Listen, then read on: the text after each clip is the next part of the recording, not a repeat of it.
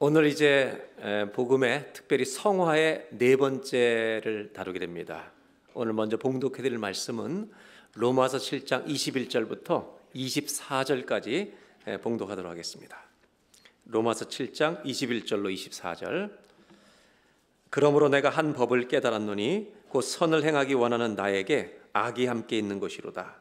내 속사람으로는 하나님의 법을 즐거워하되 내 지체 속에서 한 다른 법이 내 마음의 법과 싸워 내 지체 속에 있는 죄의 법으로 나를 사로잡는 것을 보는도다. 24절을 다 같이 읽겠습니다. 오라 나는 곤고한 사람이로다. 이 사망의 몸에서 누가 나를 건져내랴. 24절 다시 한번 읽겠습니다.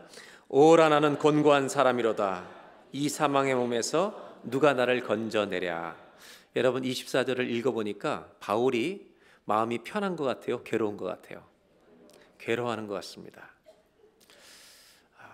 이 구원, 복음에 대한 말씀을 나누고 있는데 특별히 우리 그리스도인들에게 성화라고 하는 것, 이 성화를 잘못 이해하기 때문에 많은 사람들이 신앙의 권태기에 빠지곤 하는데 이것을 잘 우리가 이해하고 이 성화를 기쁨으로 우리가 누리며 살아가기 위해 이 말씀을 나누고 있습니다. 먼저 도표를 보겠습니다. 지금 칭의, 성화, 영화를 다루고 있는데 칭의와 성화, 영화는 한 주씩 다루고 성화는 다음 주까지 5번을 다루게 됩니다. 오해하지 말 것은 내가 예수를, 우리 모두가 예수를 믿는 날 의롭다함을 받고 구원받게 되는 칭의라는 과거를 다 가지고 있습니다. born again, 다시 태어난 날입니다. 그런데 이 칭의라고 하는 구원을 받는 날, 여러분, 이 날 우리가 주님이 다시 오시든지 우리가 죽은 날, 먼저 죽게 되면 하나님의 나라의 영화로운 몸으로 바뀌어서 들어가는 이 영화는 이날 함께 이미 주어진 줄로 믿습니다. 성화 역시 거듭난 다음에 내가 성화를 이루어서 주님에게 행위를 인정받아 구원을 받는 게 아니라 우리는 예수님의 완전한 의로우심, 그분이 이루신 완전한 성화로 의롭다함을 받게 되는 것이 이미 칭의를 받는 날 이루어진 줄로 믿습니다. 그래서 구원은 이 세 가지 내용이 따로따로 오는 게 아니라, 다시 말하면 네가 의롭다함을 받는 날 영화시키는 것은 내가 좀 고민해 볼게, 주님 이러시는 게 아니라 구원 얻는 날 이 세 가지는 이미 다 우리에게 주신 줄로 믿습니다. 그래서 우리의 성화는 우리가 성화를 이루어서 구원을 완성시키는 조건이 아니라 그분의 성화가 우리를 덮는 일이, 의롭다함으로 덮어주신 일이 이미 일어난 줄로 믿습니다. 이 세 가지는 모두 구원의 하나로 포함되어 있는 한 가지라는 것을 잊지 마시기를 바랍니다. 그런데 그 성화를 이제 누리며 맛보아가는데 주님은 완전하게 이루신 이 성화로 우리를 덮어주신 거죠. 그래서 우리는 의롭다함을 받았는데 그 성화의 길을 가는데 넘어지고 쓰러질 때가 있더라는 것입니다. 맞아요? 아니에요? 주님이 이루어놓으신 그 성화를 배우며 누리며 가는데 자꾸 쓰러지는 거죠. 그래서 이렇게 설명할 수 있습니다. 도표를 그다음 보겠습니다. 예수를 믿는 우리는 거듭나면 하나님의 자녀가 되는데 신분상으로 우리의 스테이터스 자체가 사망에서 생명으로 옮겨져 있는 것입니다. 이것은 변함이 없는 구원의 확신입니다. 은혜 아래에 있습니다. 즉 죄를 지어서 이제 그 죄가 나를 사망과 심판으로 정죄로 인도하는 더 이상의 그 죄가 아니라 그것은 은혜 아래 넘어지는 죄일 뿐입니다. 구원을 빼앗기지 않을 것입니다. 은혜 아래 있습니다. 왜냐하면 우리는 예수님의 보혈로 의롭다함을 받았기 때문에 그리스도의 의로 덮여 있는 줄로 믿습니다. 이것이 신분상 우리에게 일어날 일입니다. 그러나 아직 천국에 도착한 것은 아닙니다. 죄가 아직 완전히 정복되지 않고 그 죄가 모든 그 죄를 정복하실 날이 곧 올 것입니다.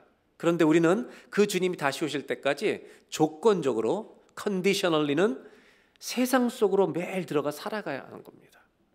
죄가 있고 유혹이 있는 곳에 매일 그 세상 속으로 들어가는 겁니다. 거기 들어가서 하나님의 자녀로 살지만, 구원받은 백성으로 살지만, 죄가 나를 심판으로 이끌지 못하지만 여러분 살아보니까 죄가 생각보다 센 겁니다.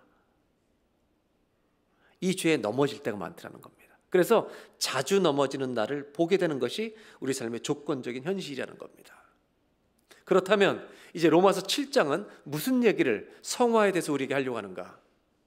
한마디로 말하면 바울은 성화를 이루어가는데 우리 모두가 한 가지를 통과해야 된다는 겁니다. 그게 뭐냐면 괴로움을 통과해야 된다는 겁니다. 이 괴로움을 경험할 수밖에 없다는 겁니다. 그것이 7장의 내용입니다. 7장에서 제일 중요한 단어를 하나 정리한다 그러면 저는 괴로움입니다. 이게 참 기쁜 일인데 기쁘기 위해서 괴로움을 통과해야 한다는 겁니다. 자녀를 낳기 위해서 순산하기 위해 어머님들의 힘든 산고가 고통이 필요한 것처럼 이 괴로움을 통과하고 알아야 이 성화가 얼마나 감사한 것인가 알 수 있다는 겁니다. 바울은 7장에서 이제 구원받는 자가 살아가는 하나님의 자녀로서 살아가는 성화의 여정을 누리며 살아가는 자로서의 괴로움이 찾아온다는 것을 그는 보여줍니다. 한마디로 솔직하게 자기의 갈등과 밑바닥을 다 보여주는 겁니다. 1절부터 4절까지 그 괴로움을 알려주기 위해서 먼저 서론에 해당되는 법의 원리를 우리에게 가르쳐줍니다. 먼저 1절입니다. 1절만 다 같이 한번 읽겠습니다. 형제들아 내가 법 아는 자들에게 말하노니 너희는 그 법이 사람이 살 동안만 그를 주관하는 줄 알지 못하느냐. 법은요 사람이 살아있는 동안만 통치하는 겁니다.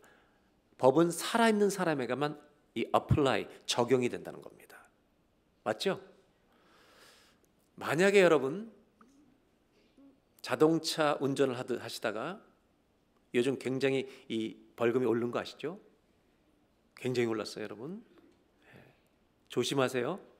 전화기 만지면 빨간불 건너가면 막 900불씩 나와요. 아주 조심하셔야 돼요. 그런데 300불짜리 속도로 티켓을 띄었다. 그리고 티켓이 왔는데 죽어버렸어요, 내가. 그러면 이 티켓에 이 벌금을 내야 돼요? 안 내도 돼요? 예? 내셔야 된다는 분은 내시기 바랍니다. 그냥. 안 내도 되죠? 왜 안 내도 돼요? 죽었는데 어떻게 내요? 죽은 게 심판인데. 죽은 사람에게는 그 죄가 적용되지 않는 거예요. 거꾸로 얘기해 볼까요? 죄를 느끼지 못하면 죄인 줄 모르고 죽은 채로 살아갈 수 있어요. 구원이 임하려면 우리가 처음 칭의 때 말씀드렸지만 구원이 우리에게 임하려면 죄 때문에 죄를 하나님의 의로 깨닫고 공의의 하나님이 나를 심판하신다는, 그래서 죄와 사망이 연결되어 있다는 걸 알고 이 심판에서 건짐받아야 내가 사는 거구나라는 것을 구원의 필요를 느끼는 사람만 주님 앞에 나와 구원을 받을 수 있다라는 걸 말씀드린 거죠. 그래서 여러분 이 율법은, 법이라는 것은 살아있는 사람에게만 적용이 되는 거예요. 이제 그럼 뭘 얘기하는가 바울이 2절입니다. 재미있는 비유를 해요. 남편이 있는 여인이 남편 생전에는 법으로 그에게 매인받으라. 그러니까 부부는 서로 부부라는 것으로 묶여 있는 거죠. 그 법 아래 있죠. 근데 남편이 죽으면 남편이 없으니까 여자는 혼자 남는 거죠. 남자 여자 다 마찬가지 입장이죠. 3절. 그러므로 만일 그 남편이 살아있는데 다른 남자에게 여자가 갚버리면 남자가 그렇게 해도 마찬가지고 음녀라, 이걸 간음이라고 말합니다. 그러나 만일 남편이 죽으면 그 법에서 자유롭게, 남편이 죽으면 더 이상 다른 남자를 만나는 재혼은 이제 정상적인 결혼이지 그것을 우리가 간음이라고 말하지 않는다. 다른 남자에게 갈지라도 음녀가 되지 않는다. 즉 법을 설명하려고 하는 것이지 여러분에게 불필요한 상상을 하라고 얘기하는 건 아닙니다. 남자가 죽으면 나는 자유해지는 거야? 이거를 상상하라고 얘기하는 건 아닙니다, 여러분. 네, 오해가 없길 바랍니다. 법을 설명하는 거죠. 이해가 되시죠? 내가 남편이 있는 여자인데 다른 남자에 가면 간음이지만 남자가 죽은 경우는 내가 다른 남자에게 가는 것은 자유해지는 거구나. 이것을 구원에 설명하는 겁니다. 4절입니다. 그러므로 내 형제들아 너희도 그리스도의 몸으로 말미암아 율법에 대하여 어떻게 됐다고요? 내 형제들아 잘 들으세요. 율법에 대해 죽임을 당하였다. 우리가 태어나는 순간 중력의 법칙 아래 벗어날 수가 없어요. 내가 있기 전에 이 중력이 있는 거예요. 이 법 아래 내가 살아있는 동안은 묶여요. 근데 근데 죽으면 중력을 못 느끼죠. 근데 여기서 말하는 건 뭐냐면 율법에 대하여 내가 죽는다는 거예요. 이것이 구원이라는 거예요. 이게 무슨 말인가? 오늘 4절에서 법의 원리를 가지고 구원의 의미를 두 가지 중요한 걸 가르쳐요. 제가 설명해 드리면 구원이라고 하는 것은 아무나 막 들어가는 게 아니라, 하나님 나라 들어가는 게 아니라 하나님의 공의로우신 율법의 이 기준에 흠이 없어야 들어가는 거예요. 구원을 받는다는 것은 하나님의 율법에 하나도 흠이 없이 지킨 사람은 진짜 들어갈 수 있다는 거예요. 근데 그게 가능할까요? 제가 예를 들어 볼게요. 이걸 말로 설명드리면 한 10분 걸리는데 이렇게 시각적으로 보여드리면 1분이면 끝나요. 제가 보니까 율법처럼 생긴 사람이 하나 있어요. 우리 교회 오늘. 조 집사님. 오늘 이분은 율법이에요. 우리에게. 제가 좀 움직여도 되겠죠? 구원은 뭐냐 하면 조금 더 위로 올라오세요. 위로. 네. 우리 모든 사람이 하나님의 율법을 가지고 있는데 율법은 선한 거예요, 악한 거예요? 하나님의 기준이에요. 천국은요, 율법을 만족시켜야만 들어갈 수 있는 거예요. 구원이라는 것을 이해하실 때 이거를 모르시면 큰일 나요. 오해해요. 왜? 구원받고 막 살아요. 구원은 하나님의 율법의 기준을 만족시키는 사람만 들어갈 수 있어요. 제가 이분을 밀치고 들어갈 수 있을 것 같아요, 지금? 죽어요. 율법의 심판에 죽어요. 이분이 집사님이니까 날 놔두는 거지, 힘으로 말하면 간단히 해치울 수 있어요. 다시 말하면 율법, 그 구원은 하나님의 율법을 어떻게 돼요? 만족시켜야 들어가는 거예요. 이분이 당신은 오케이라고 해야 돼요. 아무도 못 들어간다는 거예요. 이걸 왜 결혼에 비유하느냐면, 이 집사님 잠깐만. 결혼하셨죠? 내가 죄송하지만 여자 역할을 할게요. 결혼하고 있는데 이 남자가 다른 여자한테 가면 안 되는 거죠. 간음이죠. 근데 여자가 죽으면 자유로워지는 거죠. 이렇게 비유한 거죠, 아까. 그런데 우리가 태어나는 순간 율법과 우리의 관계를 결혼처럼 얘기하는 거예요. 마치 우리가 태어나는 순간 중력의 법칙을 피할 수 없듯이 태어나는 순간 하나님의 법 아래 태어나는 거예요. 왜? 하나님이 창조하셨기 때문에. 이 율법에 어긋나는 사람은 반드시 정죄와 심판을 당하고 영원한 형벌에 들어가요. 이것을 깨달은 자는 어떻게 하느냐? 예수님을 믿기로 결정하는 거죠. 맞습니까? 왜? 이 예수님이 이 모든 율법의 심판에 대한 진노와 저주를, 정죄를 다 당하시고 십자가에 죽으셨기 때문에. 그를 믿는 자는 어떻게 돼요? 내 모든 죄가 이미 심판을 당한 것으로 주님이 인정해 주시는 은혜 속에 들어가게 될 줄로 믿습니다. 그래서 이 형제가 예수님을 믿는 순간 어떻게 되는가? 잘 보세요. 우리 최영식 집사님 잠깐 와주세요. 올라가세요 이제. 이 집사님 이 뒤에 쓰세요. 이 형제 뒤에. 몇 사람이에요? 여기 뒤에 붙어주세요. 몇 사람이에요? 잘 붙어주세요. 두 사람인데 한 사람으로 제가 설명하는 거예요. 이 사람은 죄인이에요. 지금 예수 믿기 전에 율법 앞에서 예수를 안 믿으면 어떻게 돼요? 심판과 정죄예요. 내 형제가 예수님을 믿는 순간 어떤 일이 일어나냐면 예수님이 우리의 율법에 의해서 모든 죄, 심판과 정죄를 당했는데 내가 예수님을 믿는 순간 이 사람의 모든 죄는요 누구한테 가요?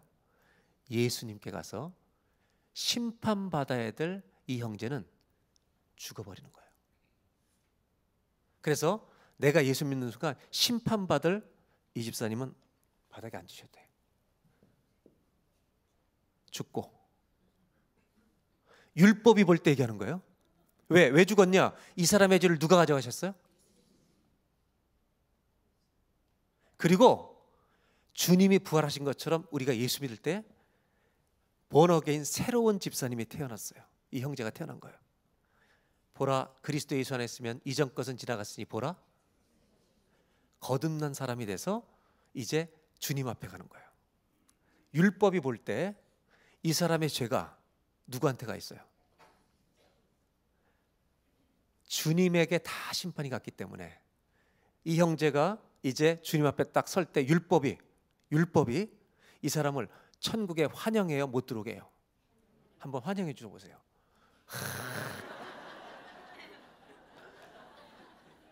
이 얘기를 하는 거예요. 구원은 뭐냐 하면 봐요. 율법이 죽는 게 아니라 율법은 영원히 살아있어요. 뭐가 죽는 거냐? 구원은 심판받을 내가 율법에 대하여 죽임을 당하는 거예요. 율법으로 심판받을 나는 예수와 함께 어떻게 됐다고요? 죽는 일이 내가 예수 믿을 때 일어나 버리는 거예요. 그리고 예수님이 부활하신 것처럼 거듭난 새로운 사람으로 태어나니까 이 형제는 주님 앞에 딱 갔더니 보혈이 덮고 있는 거예요. 할렐루야. 이 구원이 일어난 줄로 믿습니다. 형제님도 구원 받은 거야 괜히. 예. 들어가시기 바랍니다. 그러면 이제 중요한 거 아직 아니야. 예. 그러면 형제님은 들어가도 돼요. 구원의 첫 번째는 율법에 대해 죽임당해서 그리스도로 덮인 것이 구원이라는 걸 첫 번째 얘기하고, 여기에 머무는 게 구원이 아니라 그 다음에 다른 분과 결혼하는 거예요. 여기 4절에 이는 다른이 곧 죽은 자 가운데 살아나신 이에게 가서, 이제 이분이 율법이었지만 이제 예수님이 됐어요. 이제 다시 예수님으로 얘기한다면 구원은 율법에서 자유케 되는 것만이 아니라 주님과 함께 동행하는, 이분과 같이 살면서 주님이 원하시는 삶의 열매를 맺어가는 것이 두 번째로 구원의 의미라는 것을 가르쳐 주는 거죠. 이 두 가지를 얘기하는 게 4절이에요. 거듭난 것만이 구원이 아니라 누구의 열매를 맺어요? 하나님을 위하여 그리스도의 열매를 맺는 것. 이 열매를 많이 맺다가 천국 가는 은혜가 있기를 바랍니다. 왜냐하면 그렇게 죄의 열매를 그동안 많이 맺었으니까. 이제 주님의 열매를 맺는, 주님이 기뻐하는 열매를 맺는 것이 구원의 의미라는 것을 이야기해 주는 겁니다. 이해가 되신 거죠? 구원은 거듭난 것만이 아니라 누구와 함께 사는 거예요? 예수님과 함께 사는 연합 동행이라는 삶을 사는 것이 구원의 실제적인 사건이다. 여러분 매일 주님과 함께 살고 있는 줄로 믿습니다. 그럼 그리스도와 함께 산다는 게 뭘까? 요거는 다음 주 마지막 성화 때 설명드릴 거고 이제 들어가셔야 되겠습니다. 감사합니다. 이 연합이라고 하는 것인데, 그러면 이제 바울이 얘기하는 건 5절입니다. 뭐라고 얘기하나 보겠습니다. 다 같이 한번 읽겠습니다. 우리가 육신에 있을 때는 율법으로 말미암는 죄의 정욕이 우리 지체 중에 역사하여 우리로 사망을 위하여 열매를 맺게 한다. 내 안에는 죄의 정욕이 내가 주님 모를 때 마구 일어나서 사망과 심판에 이르는 죄의 열매를 너무 많이 맺게, 그렇게 살게 되게 한다는 거예요. 내가 그렇게 살아왔다는 겁니다. 6절을 보시겠습니다. 이제는 우리가 얽매였던 것에 대하여 율법에 대해 죽었기 때문에 율법에서 벗어났다는 겁니다. 여러분 율법에서 해방됐는데 율법 얘기를 왜 자꾸 할까요? 이러므로 우리가 영의 새로운 것으로 섬길 것이요 율법 조문에 묵은 것으로 아니할지라. 이거를 어려워요. 한국말이 너무. 세 번역으로 쉽게 좀 얘기해 보겠습니다. 7장 6절 세 번역으로 쉽게 한번 읽겠습니다. 시작. 6절 세 번역 시작.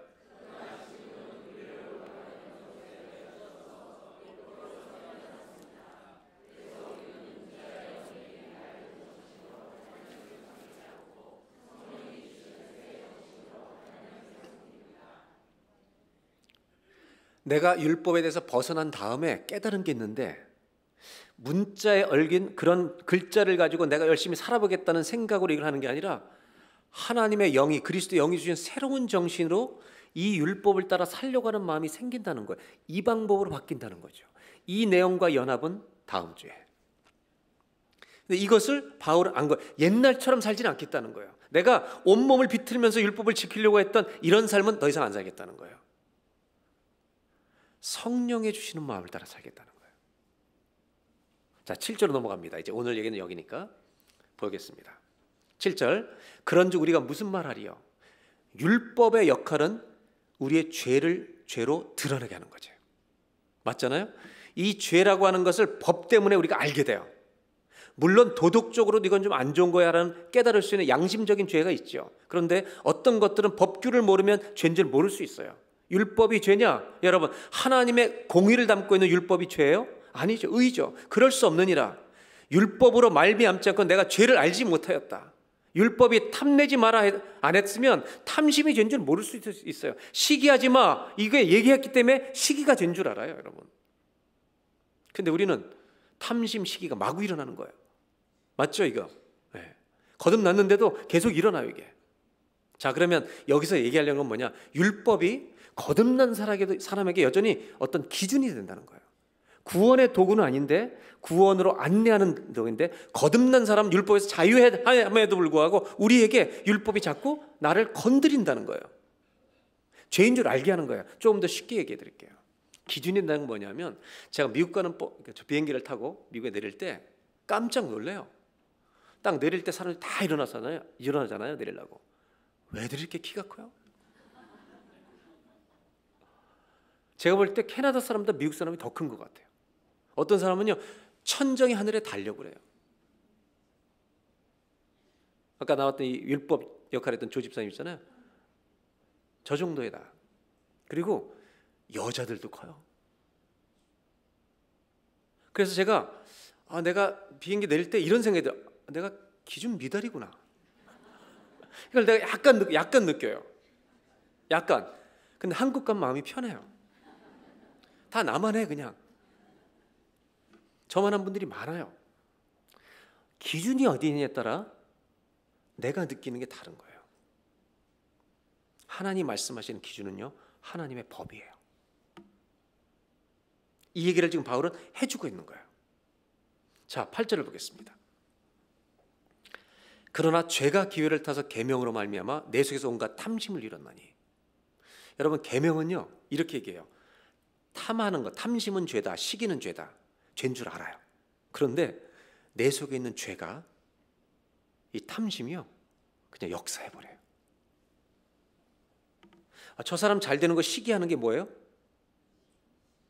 죄지, 죄. 시기는 죄예요. 맞죠? 여러분이 많이 한다고 죄가 아닌 건 아니에요? 그렇죠? 시기는 죄 아니에요? 그럼 내가 시기할 때 죄죠. 죄라고 해요. 근데 지금 바울이 말하려는 건 뭐냐면, 죄인 줄 알아. 시기가 죄인 줄 아는데 터져 나오는 걸 어떡하냔 말이에요. 누를 수가 없는 거예요. 아니, 우리 옆집 아이들은 다 A래. 다 A래, 다 A. 근데 이런 말이 잘났네. 그냥 우리도 모르게 터져 나와, 이게. 성경에 말하려는 것은 죄가 가만히 안 있다는 거예요. 나를 무너뜨린다는 거예요. 음란한 거, 간음, 죄인 줄 알죠? 그건 죄인 줄 글자로는 아는데 내 속에서는 간음하고 싶은 충동이 나를 흔든다는 거예요. 이게 인간의, 우리의 모습이라는 거예요. 우리의 현재의 모습. 그래서 9절에 이렇게 말합니다. 다 같이 읽어볼까요? 율법을 깨닫지 못할 때는 내가 살았더니 계명 율법이 오니까 죄는 살아나고 죄가 드러나고 이것 때문에 난 죽은 거구나. 그런데 생각해 보세요. 우리는 율법에서 자유로워진 사람이에요. 은혜 아래 있어요. 그런데 바울은 왜 율법 얘기를 자꾸 하는 걸까요? 우리 죄를 거듭나고도 죄는 죄입니다. 맞습니까? 거듭나도 죄는 죄예요. 이걸 분명히 알라는 겁니다. 그래서 13절에 이렇게 말합니다. 다 같이 읽겠습니다. 그런즉 선한 것이 내게 사망이 되었느냐? 그럴 수 없느니라. 오직 죄가 죄로 드러나기 위하여. 여러분, 거듭난 사람에게도 율법은 역할을 여전히 잘하고 있어요. 뭐예요? 우리 죄가 죄라는 것을 깨닫게 해주는 거예요. 계속해서. 선한 그곳으로 말미암아 나를 죽게 만들었으니, 이젠 우린 알아요. 예수 안에 있는 자에게는 정죄함이 없다는 거 알아요. 그런데 여러분, 예수 믿은 우리들이 깨달아야 될 것은 이 죄는 우리를 사망으로 가게 했다는 것을 잊지 말라는 거예요. 또 하나는 내가 죄를 자꾸 지음으로 말미암아 나를 만나는 예수를 모르는 사람들이 주님 앞으로 못 나오도록 사망으로 인도하는 그런 문제를 일으킬 수 있다는 거예요. 이는 율법이 죄로 심히 죄되게 만들었다는 거죠. 그래서 심지어 뭐라고 표현하냐면, 내가 거듭났는데도 불구하고 주님을 닮아가길 소원하는데 죄가 자꾸 역사하는 것을 경험하고 14절에 이런 결론을 내려요. 이렇게 얘기합니다. 율법은요, 신령해요. The law is spiritual. 그런데 나는 신령하지 않아요. 나는 육적이에요. I am unspiritual. 그 다음에 뭐라고 표현하냐면 내가 예수 믿고 살아보는데 자꾸 죄 아래 팔린 것 같대요. 영어 성경에 보면 sold as a slave to sin. 여러분, 죄에 대해서 자유해졌는데 바울이 스스로 뭐라고 하냐면 나는 죄의 노예처럼 살아. 죄가 매일 나를 이기는 것 같아. 이렇게 표현하는 게 이게 실제예요, 아니에요, 여러분? 여러분 조용히 있지 말고 실제예요, 아니에요? 실제라니까. 성화는 정말 기쁜 건데 현실적으로 이런 것들이 자꾸 느껴지니까. 오늘 예배드리고 그렇게 잘해야지 결심을 했건만 집에 들어가면 미워 죽겠는 거죠, 인간이. 이게 우리의 실존이에요. 그리고 결국 15절에 이렇게 말합니다. 다 같이 한번 읽겠습니다. 내가 행하는 것을 내가 알지 못하노니 곧 내가 원하는 것은 행하지 아니하고 도리어 미워하는 것을 행한다. 나도 나를 모르겠다. 도대체 내가 누구냐 이거. 나는 이걸 주님이 원하시는 걸 하고 싶은데 엉뚱한 짓을 하고 있는 나를 본다. 마치 정신분열처럼 얘기하는 거예요. 여러분, 여기까지 정리해보면 이렇게 얘기할 수 있어요. 바울은요, 성화, 주님을 닮아가는 삶을 사는데 큰 벽을 느껴요. 넘을 수 없는 벽을 만난 거예요. 그 벽이 나예요, 나. 근데 조금 이따 나오지만 사실은 나보다 내 안에 있는 something, 어떤 것이에요.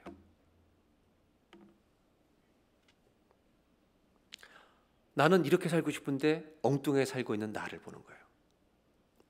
저는 여기까지 이야기를 바울의 괴로움이라고 말하는 거예요.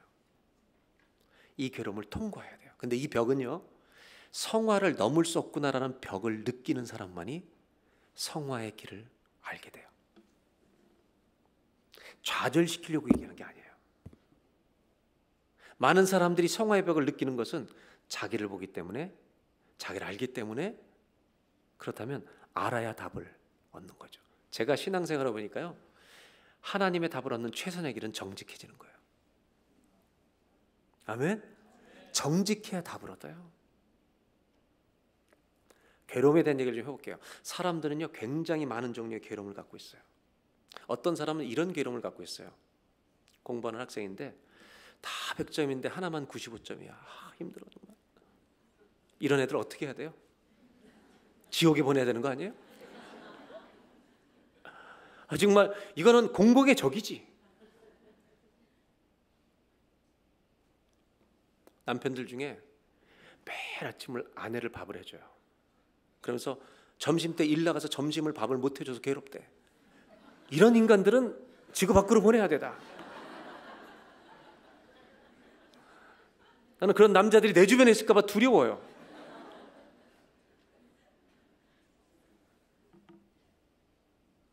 그러나 우리가 괴로워하는 것은요, 아합왕 같은 아합병의 괴로움이에요. 왜? 남이 가지고 있는 것을 내가 없기 때문에. 여러분, 이 아합왕은요, 나라 전체 어마어마한 재산을 갖고 있는 사람인데, 왕궁 옆에 나봇에 포도원이 있는데 저 포도원을 갖고 싶은 건데 저거가 안 팔려고 하는데 안 파니까 이스라엘 사람들 땅을 안 팔잖아요. 하나님이 주신 기업이니까. 그래가지고요, 상사병이 걸려가지고 어느 정도가 되냐면 약간 이 왕이 샤이했나 봐, 그 부분에. 그래가지고 밥을 못 먹는 거예요. 오죽하면 아합이라는 여자가 거짓 증인 세워서 때려 죽이고 그 땅을 뺐잖아요. 여러분, 욕심 때문에 괴로울 때가 있어요. 이런 사람들은 자족함을 못 배우면 평생 그래요. 우리가 제일 조심해야 될 이 괴로움이요, 시기 때문에 오는 괴로움이에요. 남이 잘 되는 것을 시기하는 거. 제가 살아보니까 이런 사람들이 있어요. 어떤 사람들을 직장을 다녀도 어떤 공동체에서도 어떤 사람을 저 사람이 너무 신신하게 잘해줘. 너무 신신한 사람 잘해주게 돼 있잖아요. 어떤 직장도 마찬가지죠. 성실한 사람을 끌어올려주고 싶은 거죠. 그리고 연약한 자를 도와주고 싶잖아요. 근데요, 그 꼴을 못 보는 인간들이 옆에 있어요. 왜 저 사람한테는 그렇게 하고 나한테는 그렇게 안 하는 거예요? 저는 그런 사람을 이렇게 얘기해요. 주님의 사랑이 안 채워지는 거예요. 사랑이 채워져야 시기가 넘어요. 저는 우리 성도님들에게 꼭 부탁해요. 우리 시기와 싸우며 사십시다. 네? 시기하지 말길 바라요. 남이 잘 될 때, 누군가 남을 잘해줄 때 더 해주라고. 박수 쳐주고 응원해주는 교회가 되길 바랍니다. 이게 성화가 된 교회 아니겠어요? 저도 생각해 봤어요. 저는 뭐 때문에 인생에 제일 괴로웠을까? 저는 예민한 편이잖아요, 성격이. 뭐 때문에 제일 괴로웠나 이렇게 돌아보니까 제가 제일 괴로웠던 것 중에 하나는 말이 안 통하는 사람과 함께 있는 거예요. 고집 부리고 지 뜻대로 모든 걸 하려는 사람. 저도 한 성질이 있으니까 이게 충돌하는 거예요. 저는 그래서 30대 때 제가 보니까 이 사람 때문에 병난 적이 있어요. 저는 그게 너무 힘들어요. 그리고 어떤 게 있느냐? 오해받을 때. 아니 그게 아닌데 그렇게 얘기하는 거야. 그래서 생각하는 거야. 1999년도에 제 아내랑 터키 소아시아 탐사 선교 세미나를 갔어요. 3박 4일 세미나를 하고 소아시아 7교회를 여행을 하는데 일주일을 여행하는데 이 팀들하고 한 30명이 모인 거예요. 근데 첫날 밤에 도착해서 이제 잠깐 저기 한 다음에 다음날 아침이라서 아침에 이렇게 이제 자기 소개, 밥 먹고 소개하는 시간이 끝났는데 그때까지 우리 부부한테만, 캐나다에는 우리만 갔고 미국에서 오고 한국에서 많이 왔는데 한국 분들인데 다 우리한테 말을 안 거는 거예요, 사람들이. 아침에 아침 먹고 소개를 다 끝나고 왔는데 선교사 후생 2사람이 왔어요. 자기들이 굉장히 조심스러웠대, 우리를 볼 때. 왜냐하면 그때도 저는 머리가 휘었고 쟤는 젊어서 재혼 여행으로 온 줄 알았대요. 여러분 이런 오해를 받으면 괴롭잖아요. 저는 집사람은 뭐 좋아해, 자기는. 예. 미국을 건너갈 때 그 2000년도에 이민군 심사를 하는데 이렇게 여권을 딱 보면서 우리 둘이 같이 갔는데요. Is she your daughter? 이렇게 물어봐요. 저는 괴롭습니다. 이런 일을 제가 한 번 당한 게 아니라 서너 번을 당했어요. 괴롭죠. 여러분, 내가 행하지 않은 일을 오해받는 거예요. 나 머리만이지 나이 젊다고. 그 선교사 후보생에게 여자 2사람한테 그런 안목으로 선교를 할 수 있겠냐, 니네들. 이 얘기를 해주고 싶었지만 안 했어요. 물론.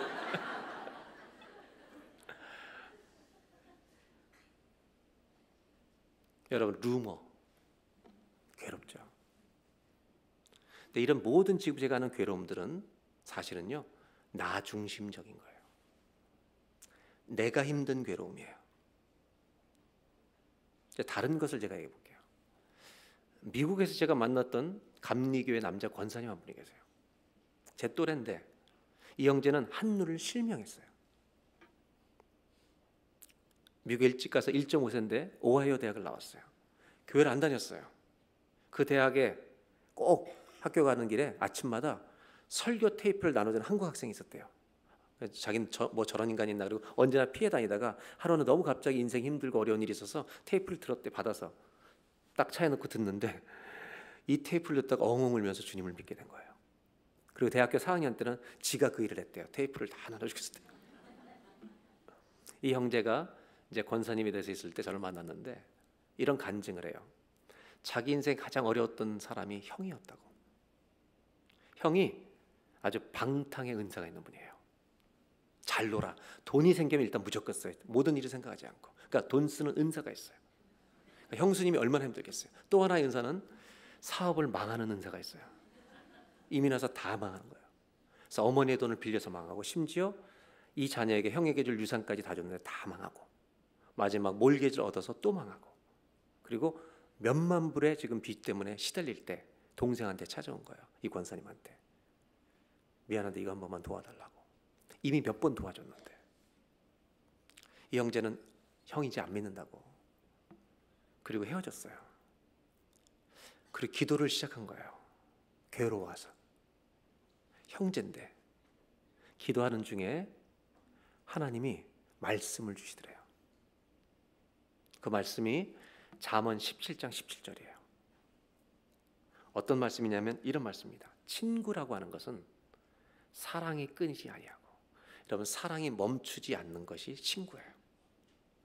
그 다음 말씀이 이 형제를 건드린 거예요. 형제는 위급한 때를 위하여 낳느니라.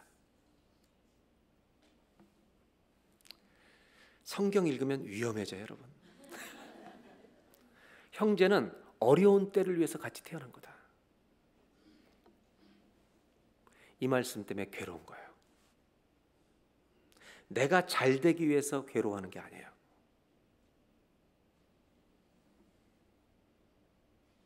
그리고 아내랑 상의를 하고 모든 돈을 긁어 모아서 형의 빚을 다 갚아줬어요. 그리고 그날 밤에 꿈을 꿨대요. 그러면서 목사님, 제가 그날 밤에 꿈에 꿨는데 신기한 게요, 부모님이 나타나더라고요. 부모님이 나타나더니 자기 머리를 쓰다듬으면서 참 고맙다 이렇게 얘기하더래요. 괴로움의 질이, 이 퀄리티가 다른 거죠. 바울의 괴로움은 뭘까요? 내가 잘 먹고 잘 사는 것을 위한 괴로움이 아니에요.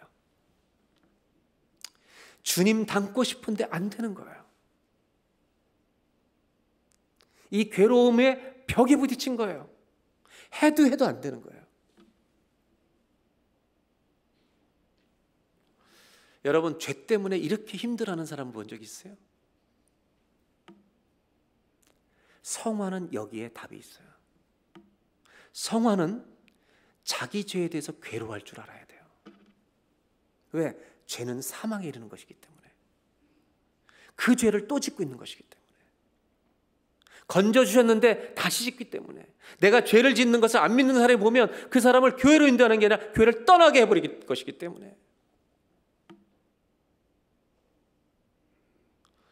여러분, 우리가 예수 믿는 사람답게 살아갈 수 있기를 바라요. 노력하기를 바라요. 주님은 완전을 요구하시는 게 아니에요. 바울이 갖고 있는 이 괴로움을 고린도후서 7장 10절은 딱 한 프레이즈, 구절로 표현해요. 이렇게 말합니다. 하나님의 뜻대로 하는 근심은 후회하지 않도록, 후회할 것이 없는 구원에 이르게 하는 회개를 이루는 것이요. 영어 성경을 뭐라고 표현하냐면요, godly sorrow래요.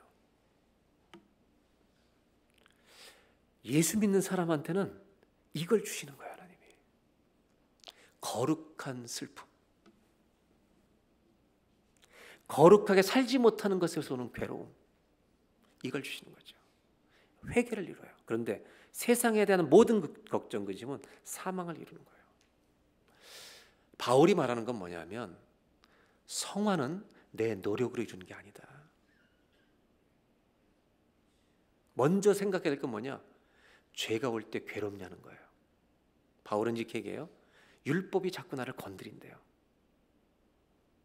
그 사망에 이르는 죄였잖아. 이 감각이 살아있다는 거예요. 죄에 대한 감각이. 성화는 뭘까? 한번 따라해 보실까요? 성화는 하나님의 뜻대로 하는 근심을 가지고 사는 것입니다.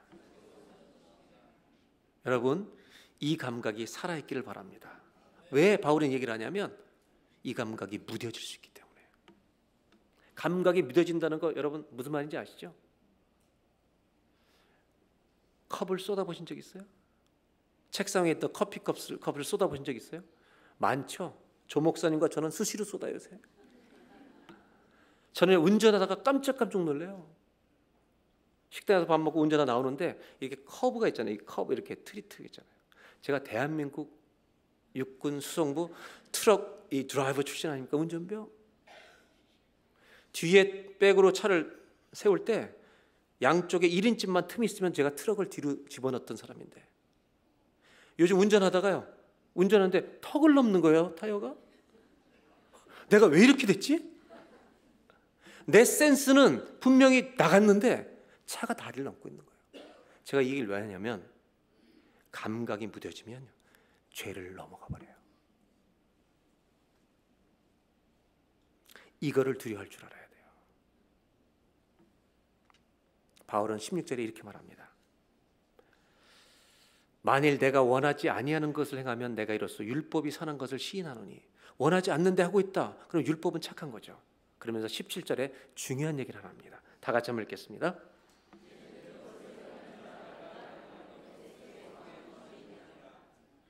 내가 죄에 넘어지는 것은 내가 아니다. 내 안에 뭐가 something이 있다. 뭐라고요? 죄. 그러니까 여러분, 바울은요, 내가 죄 짓는 게 아니라 내 안에 죄가 짓는 거야, 이렇게 변명과 핑계를 대려는 게 아니고 무슨 얘기를 하려고 하냐면, 죄가 생각보다 세다는 거예요. 내가 가지고 있는 모든 생각과 지식을 깨뜨려 버릴 만큼 죄가 강력하다는 거예요. 죄가 힘이 있다는 거예요. 여러분, 죄는요 글자가 아니에요. 우리가 알고 있는 모든 지식은요 머릿속에 들어가는 글자예요. 여기는 다 글자가 있어요. 글자가 있어요.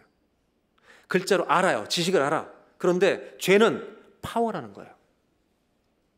죄는 파워여서 내가 갖고 있는 100가지 하지 말라는 법을 다 깨뜨리고 나를 죄를 짓게 할 수 있는 파워가 있는 게 죄예요. 이 죄덩어리가 내 안에 있다는 거예요. 이 죄가 나를 자꾸 넘어져서 죄의 종처럼 sold as a slave to sin, 죄의 노예처럼 나를 팔아버린다는 거예요. 그래서 바울은 이 고백을 해요. 이 고백을 하면서 이제 성화가 막혀있는 어떤 벽을 넘어갈 수 있게 되는 거예요. 18절을 다 같이 보겠습니다. 다 같이 읽습니다. 내 속 곧 내 육신에 선한 것이 거하지 아니한 줄을 아노니 원함은 내게 있으나 선을 행하는 것은, 이거는요 과학적 분석이 아니에요.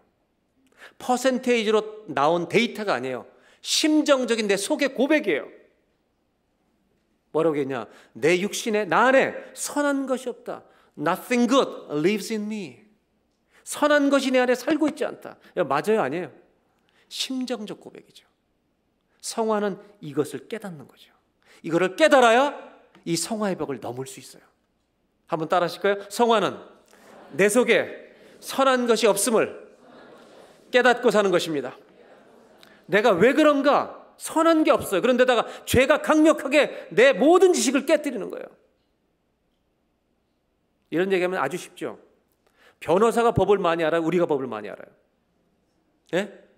그러면 변호사가 법을 많이 하시니까 그분도 우리보다 죄를 훨씬 적게 지는 거 맞죠? 맞아요, 아니에요? 그럼 한 가지만 더 어려운 질문 해볼게요. 그분들을 제가 뭐 깎아내리는 거 아니고, 그럼 변호사가 우리보다 죄를 비슷하게 질 것 같아요? 약간 더 질 것 같아요? 물증은 없지만 심증으로, 네? 더 질 수 있을 가능성이 있어는 보여. 왜요? 알기 때문에. 안다고 지킬 수 있는 게 아니라는 거예요. 왜? 아는 것으로 죄를 못 이겨요. 왜? 죄는 파워이기 때문에.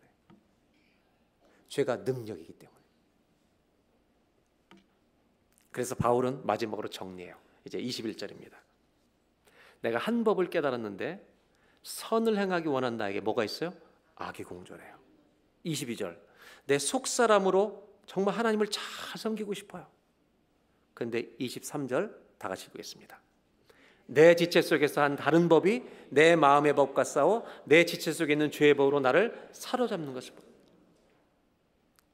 나는 주님을 잘 섬기고 싶은데 내 마음에 다른 죄덩어리가 나를 자꾸 죄로 넘어뜨리게 하는 것을 매일 보고 있어요.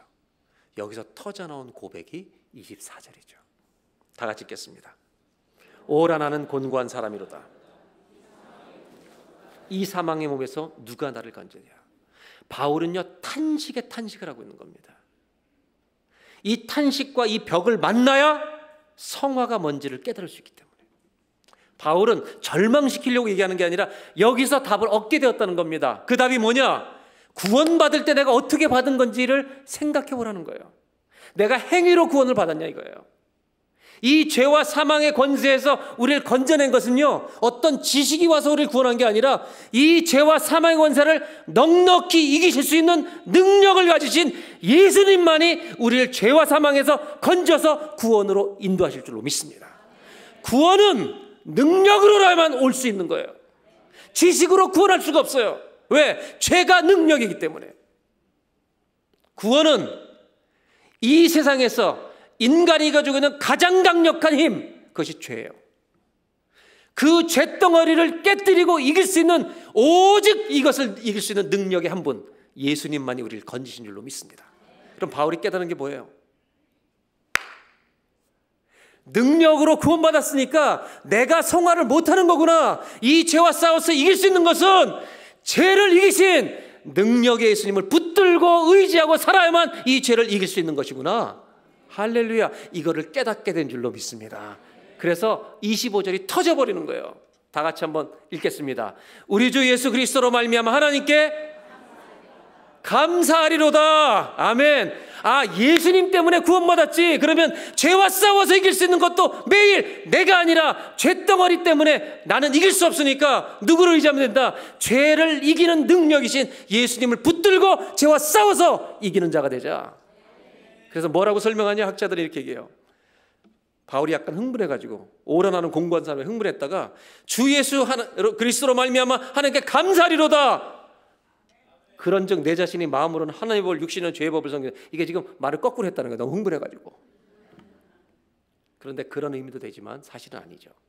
그렇게 해석해도 상관없어요. 그런데 주 예수 그리스도로 말미암아 하나님께 감사하리로다. 왜? 예수님이 건져주셨기 때문에. 그래서 뭐라고 고백하느냐? 내 마음으로는 하나님을 따라가고 싶은데 육신은 죄를 섬긴다. 그 다음에 다음 주에 읽을 8장 1절이 2절이 나와요. 한번 따라하세요.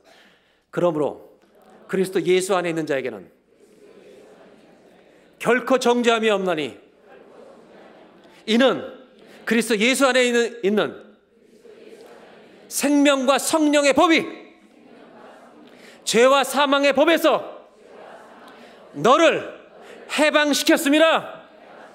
아멘. 구원은 거기서 건져주신 거예요. 뭘로? 능력으로 건져주신 거예요. 여러분, 예수님이 능력이시기 때문에, 예수님은 죽음보다 크시기 때문에 나서라 나와 그러면 무덤에서 죽은 자가 가만히 있을 수 없고 죽음보다 크신 이가 나오라니까 나오는 거예요. 여러분, 그 부활, 죽음보다 크신 능력의 주님을 우리는 믿으시기를 바랍니다.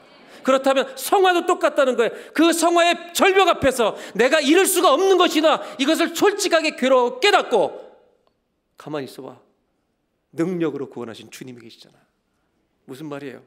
12년 동안 혈루병을 가지고 누구를 만나도 날 수 없다는 벽 앞에서 답을 발견하잖아요. 예수 붙들면 살리라. 아멘? 이거를 깨달은 거죠. 그러면 성화는 뭐냐? 정리할 수 있죠. 성화는 주님과 함께 죄와 싸우는 거예요. 죄와 싸우는 게 성화예요. 근데 그냥 싸우는 게 아니라, 내 힘으로 싸우는 게 아니라 누구를 의지해요? 그리스도의 능력을 의지하고 싸우는 싸움인 줄로 믿습니다. 아멘. 그래서 시몬 르베이유는 프랑스 불꽃의 여자, 세계 2차 대전 때 수없이 많은 전쟁을 목격하면서 책을 하나 써요. 그 책 제목은 중력과 은혜예요. 죄와 은혜가 아니라요, 중력과 은혜, Gravity and Grace. 왜 이렇게 썼는지 아세요? 인간이 발명한 힘 중에 제일 센 힘이 중력이래요. 그걸 뭐에 비유하냐? 죄는 모든 사람을 사망과 지옥으로 떨어뜨려요. 그런데 인간이 발견하지 못한 게 있는데, 인간이 만들 수 없는 게 있는데, 죄와 사망으로 다 떨어지는 모든 사람을 천국으로 인도하는 은혜의 힘이 죄의 중력보다 크다. 그래서 여러분, 성화는 나에게 기대 있으면 안 돼요. 성화는 죄인을 하나님 나라로 끌어올리는 은혜에 깃대어 있는 줄로 믿습니다. 이제 마지막으로 부탁합니다. 찬양팀 올라오셔야 되고요. 뭘 부탁하냐면, 여러분, 내가 지던 죄가 있습니다. 1년, 2년 동안 못 버리고 있는 죄도 있습니다. 내 인생에 골리앗이 있습니다. 여러분, 만군의 여호와 이름으로, 예수 그리스도의 보혈의 능력을 의지하고 그 이름으로 나가서 죄와 싸우는 멋진 한판승을 거두고 다음 주에 돌아오시기를 주의 이름으로 축원합니다. 아멘. 옆 사람과 인사하겠습니다. 한판승을 하시고 오시길 바랍니다. 아멘입니까? 할렐루야. 우리 다 같이, 요즘 코로나도 많은데요, 우리 역대기에 있는 것처럼 솔로몬이 성전을 이룰 때 이 땅에서 너희 죄를 회개하면 주님이 고치실 것을 약속했습니다. 하나님, 코로나 전염병도 고쳐주십시오. 물론 하나님 메시지가 있을 겁니다. 우리의 교회가 이때 주 앞에 엎드려 우리가 범죄하였나이다, 이 병을 거두어 달라고 기도할 것입니다. 그리고 또 하나는 우리 안에 있는 이 좌절시키는 죄, 나는 못 이기지만 보혈, 능력, 예수의 이름으로 이길 줄로 믿습니다. 다음 주에 돌아오실 때 팔 걷어붙이고 내가 싸우는 게 아니라 예수님 붙드시고 능력의 예수, 만군의 여호와 이름으로 나아가노라, 예수 이름으로 나가서 내가 3년 동안 못 이기던 죄를 골리앗의 목을 베고 돌아오시는 은혜가 있기를 주의 이름으로 기원합니다. 다 같이 찬양하겠습니다.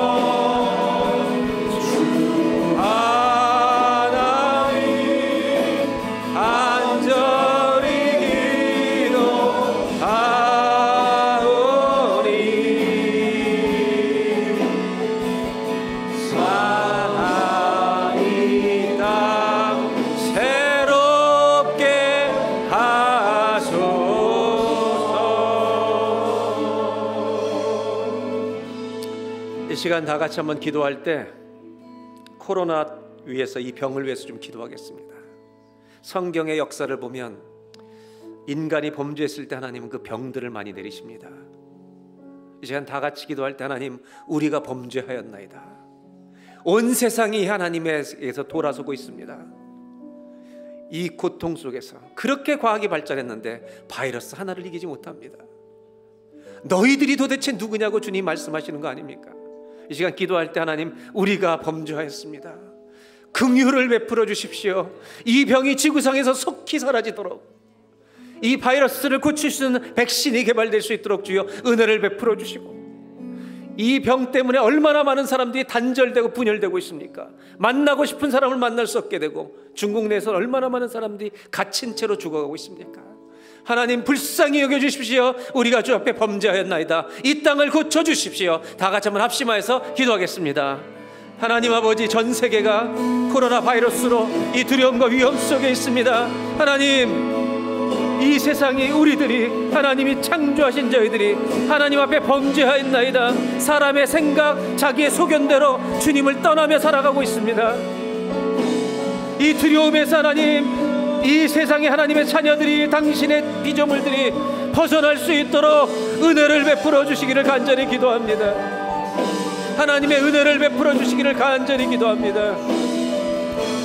아버지 하나님, 주님만이 우리의 힘이시고 소망이시고 구원이시고 나의 능력이십니다. 하나님, 역대사의 말씀처럼 하나님 솔로몬 성전을 짓고 너희가 여호와 앞에 돌아와 죄를 뉘우칠 때 이 땅을 고치려 하신 말씀이 하나님 이루어져서, 아버지 하나님, 이 땅에 이 말씀이 성취되는 것을 보게 하여 주시옵소서. 이 땅을 고쳐주시옵소서. 아버지 하나님, 은혜를 베풀어 주시길 원합니다.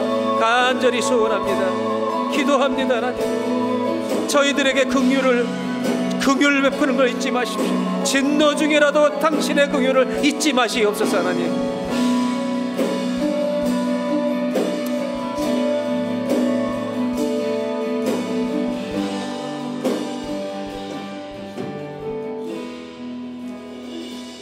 한 가지 더 기도하는 것은 바울이 가졌던 괴로움입니다. 거듭난 사람인데 주님이 성화를 다 이루어 주셨는데 그 성화를 따라가는 것 참 쉽지 않을 때가 있음을 솔직하게 고백합니다. 왜냐하면 죄가 너무나 강력한 힘이기 때문입니다. 우리의 삶 속에도 수없이 반복해서 짓는 죄악들이 있습니다. 죄는 죄입니다. 기도하겠습니다. 우리 하나님, 죄를 죄로 깨닫는 은혜가 있게 해주시기를 원합니다. 거룩한 슬픔, godly sorrow가 있게 해주시기를 원합니다. 하나님, 그 벽을 느끼는 사람은 알게 됩니다. 우리를 보혈의 능력으로 구원해 주신 그 주님만이 죄를 이기는 것을 알게 해요.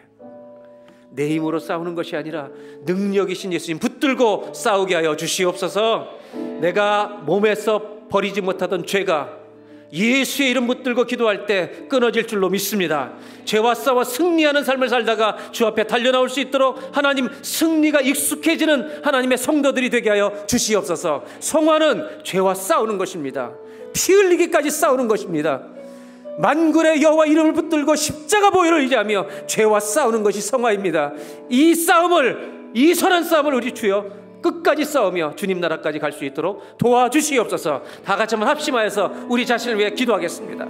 하나님 아버지, 우리의 힘으로는 이 죄를 이길 수 없습니다.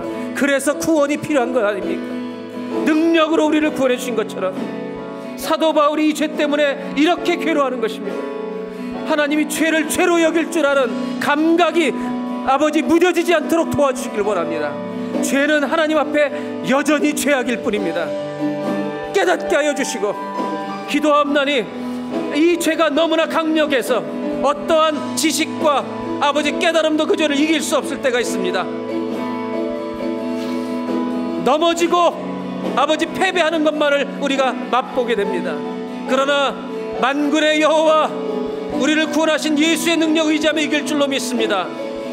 이 은혜, 승리를 누리며 살아가는 성화를 우리의 시작할 수 있도록 주여 도와주시옵소서. 예수 이름의 능력, 죽음을 이기시는 능력, 우리를 죄와 사망에서 건지시는 예수 보혈의 능력이 죄와 싸울 때에도 역사할 줄로 믿습니다. 예수님의 이름을 의지하며 기도하고 죄와 싸워 승리하는 한 주간의 삶을 살 수 있도록 주여 우리를 도와주십시오. 깨우쳐 주십시오. 깨닫게 하여 주시옵소서.